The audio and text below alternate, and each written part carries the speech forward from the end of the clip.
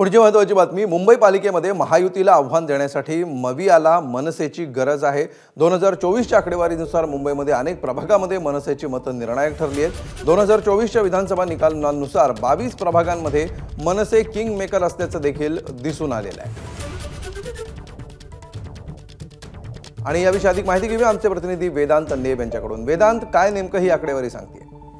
ज्या प्रकारे आपण जर विधानसभा 2024च्या आकडेवारी मतदानाची बघितली तर असे अनेक ठिकाण आहेत जिथे महाविकास आघाडीला जर महायुतीला जर आव्हान द्यायचं असेल तर मग मनसेला सोबत घ्यावं लागणार आहे।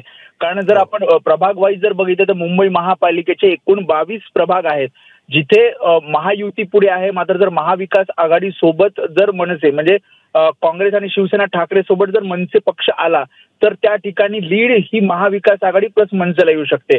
आणि त्यामुळे आगामी महापालिका निवडणुकीच्या दृष्टिकोनातून जर रणनीती ठरवायची असेल आणि जर महायुतीला आव्हान द्यायचं असेल तर महाविकास आघाडी प्लस मनसे असं समीकरण करण्यासाठी काही नेते, ज्यामध्ये उद्धव ठाकरे आपण बघितलं काही दिवसांपूर्वी शरद पवारांनी सुद्धा बैठक घेतली, त्यासाठी प्रयत्न करताना आपल्याला पाहायला मिळतात। अमोल, निश्चित धन्यवाद वेदांत या सविस्तर माहितीबद्दल।